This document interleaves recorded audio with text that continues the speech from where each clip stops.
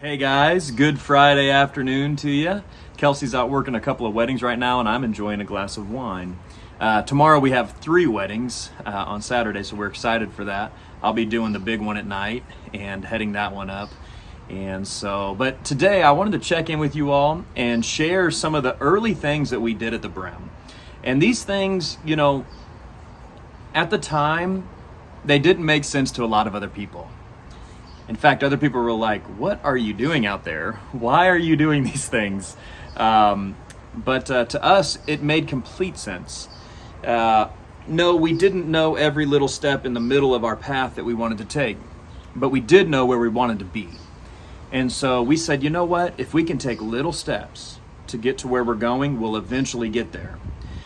It's important to us, and I want you to hear this, that any journey that you're on, no matter how big, no matter how small, as long as you can take one step per day, what is the one thing that you're working on, you will eventually get there.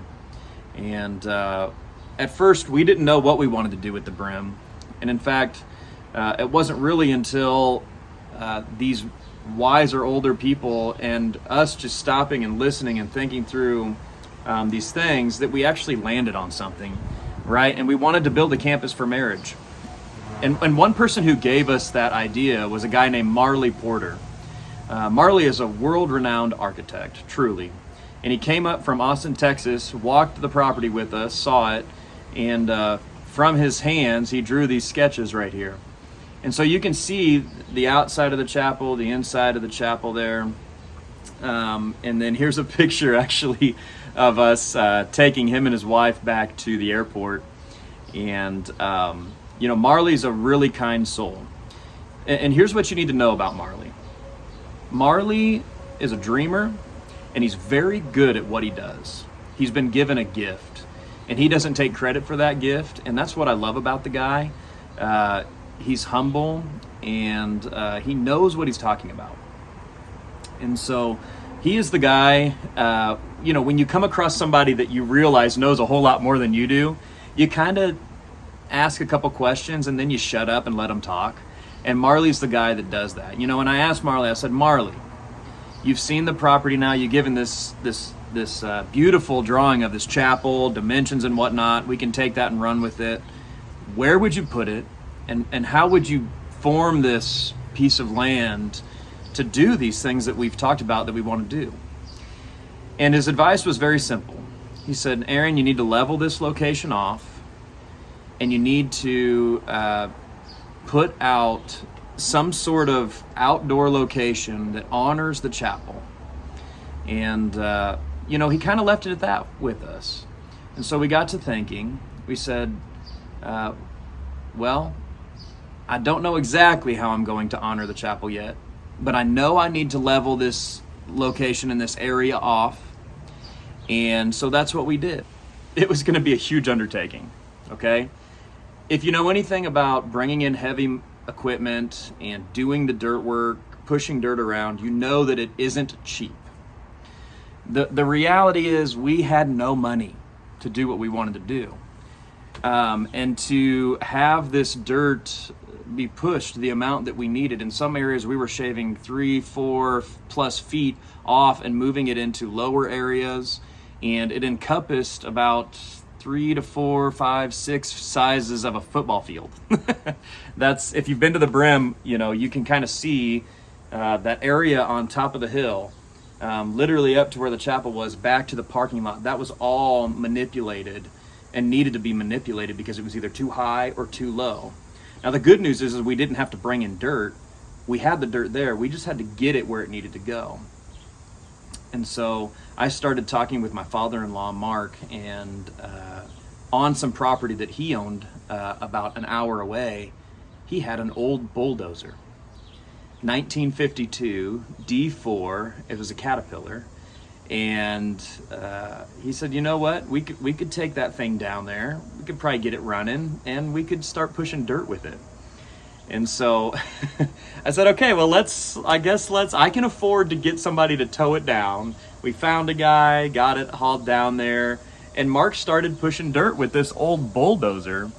Well, the thing that happened about 4 to 5 hours into it was that the transmission on this massive piece of equipment went out. And he was able to get it in a high enough gear that he could get it down over the hill and situate it to where we could work on it. But that threw a huge wrench into plans, because we were like, well, how are we going to move this dirt? And we have this huge yellow paperweight out in our field. And so for those of you that don't know, I actually have a background I'm an ASE certified technician. And so I have a background in mechanics. And I said, you know what, Mark? I think we could fix that thing. And we ventured off into fixing that thing. And so we started to find all sorts of different manuals and whatnot. We scoured the web looking for part numbers, and we just started to take this thing apart to figure out what was wrong with it. You can see here that this is a look into the transmission. Transmission gears in there were size of dinner plates. They were massive. And what we had to do was we had to take this thing apart, figure out all the parts that we knew we needed, and then from there we had to find these parts, and that was not easy. It took us a couple of months actually to find these parts and to get them here. We were calling people from, Canada, California, and then we'd have to wait for them to get shipped. And oftentimes you could tell that these parts had been sitting on shelves for decades. And so actually there were special tools that we needed to take this thing apart and to put it back together, and we didn't have them. And it was literally on a whim that I was searching for these parts, and when I'd talk to people and I knew that they had parts for this old bulldozer, I would ask them, is there anybody that you know that might have this tool to help us get a special nut out of this transmission? And most of the time I got told no, until one old man said, I know another old man, and I'm going to give you his phone number, and I bet he has that tool that you're looking for. And so I called this guy, and he was old, and you could just tell by the way he was talking how old he was. And he went out to his shed, his shop, I guess you'd say. He had a farm, I guess. And he found that tool, and he took pictures of it, and he sent it to me. And he didn't actually send me the tool. He walked me through how I might be able to fabricate a tool on my own so that I could use it to take this nut apart or off. And I did. And, I went and I bought a special tool from the auto store. I cut it down to size, the way it needed to be. And I fabricated this tool so that I could take this nut off. And those were the things that we ventured through during that time. But while we were waiting on parts, something else was happening on the property. And we were planting and planning a vineyard. So the parking lot, the upper hill of the Brim is getting leveled, the bulldozer breaks down, we're ordering parts, and then we start to plant vines. And so some of these videos that I'm going to show you here, I actually took these videos a while back. I mean, when it was happening, obviously. I didn't know exactly what I was going to do with them, but here we are, and I hope you enjoy. You get to see the hillside and my brother as we plant them. Hey guys, we're here, me and my brother. We just got done laying out the vineyard. You can see it behind us, all the flags, nice straight lines. We're excited to plant these hopefully tomorrow. It's May 20th, I believe. No, 24th. I can't remember, it doesn't matter.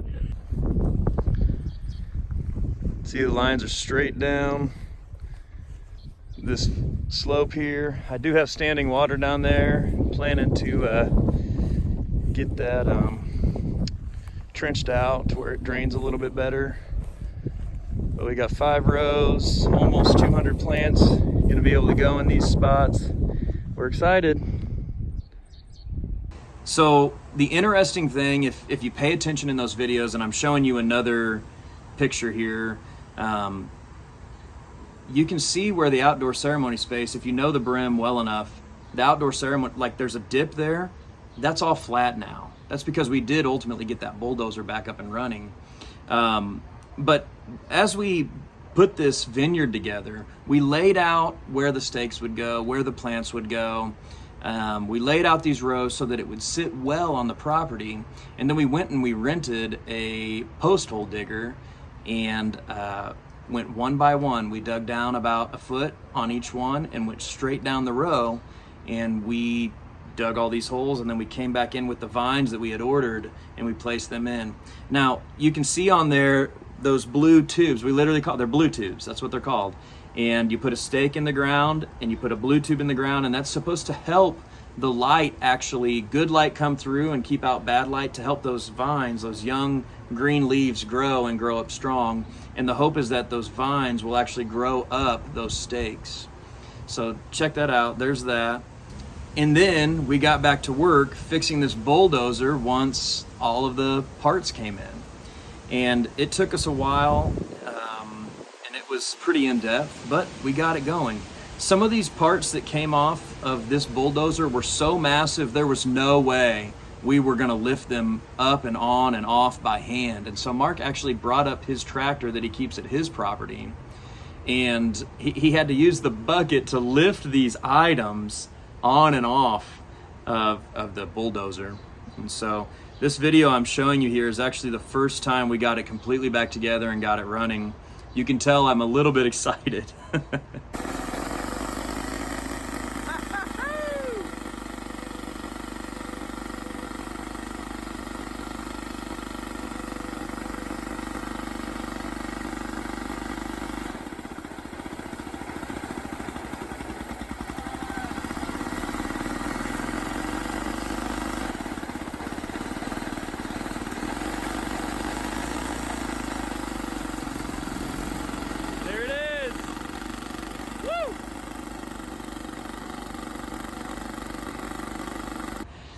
And then a couple other videos here as well of it running. And then Mark finally on it, driving it after we got it fixed and knowing that the transmission was gonna be okay.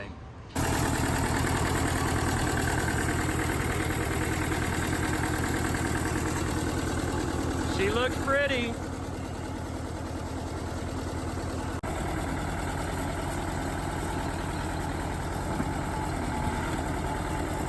And so it's a pretty old bulldozer. Mark actually took some of those pieces and went and got them painted. You know, the bulldozer is actually a family heirloom of sorts, and it was his grandfather's. And so it's been in the family since it was brand new, and they owned some lakes and did a lot of dirt work with it back in the day. Literally since 1952, it's been in the family since it was new. So just a couple other last pictures and videos to show you there of us pushing some dirt. And this is where I'm gonna end, guys. We'll pick up next time what we did after this. But enjoy, happy Friday. I hope you have a great day, and let us know if you need anything. Hey, please subscribe to our channel.